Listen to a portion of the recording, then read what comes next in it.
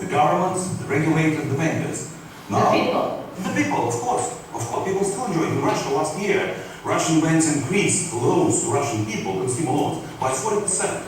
People borrowing, they enjoy it, they buy flats, they buy cars, they buy other things. So, yes, we should have better regulation, but better, not necessarily more regulations. I recently spoke to one of the top officials in the Russian central bank. I said, what's your dream about the capital adequacy? He said, 100%. Between 100% and zero, which we want, still a long way for compromise. I think we should find this compromise and make the industry efficient, because this main subject of this Davos is resilient dynamism or growth. We will not achieve growth unless we have a proper financial industry which lend money, which provide money for further economic growth, and that's very top on the agenda for the whole global world economy.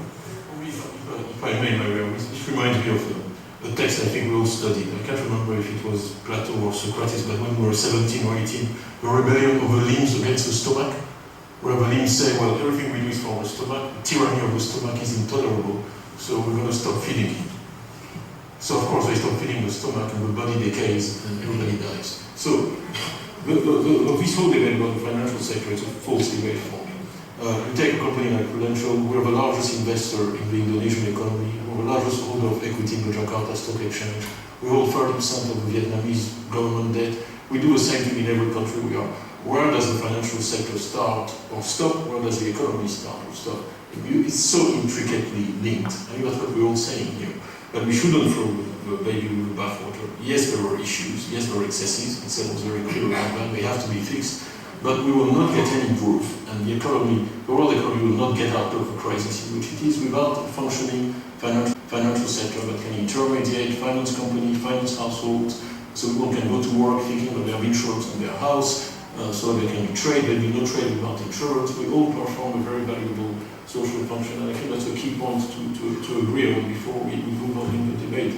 But I think challenging, and I don't know nobody can say what is the optimal size in the financial sector. I don't think it's a very productive debate. I think what needs to happen is for us to be able to do what we do best, which is provide value to our customers. I want to hear from Paul, and then I want to get the conversation going, but we haven't heard from you yet, Paul. I think the banking sector is too big. I think it's too leveraged and too opaque. If you go back to the crisis of 2008, where the global financial sector was in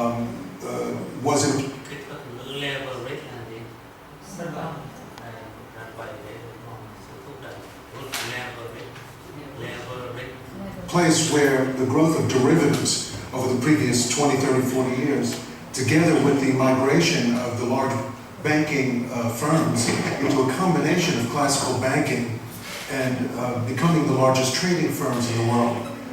That combination, plus the opacity of the derivatives disclosures and the gigantic size of those exposures, made for a situation in which, in my opinion, only the implicit and explicit guarantee of governance stemmed the cascading transmission of the financial collapse. If you fast forward to today, when you have this a significant amount of deleveraging on balance sheet, much less deleveraging in the derivatives books of the major global financial institutions. And so what you have is the same inability of outsiders to understand the financial condition of the major financial institutions. And still,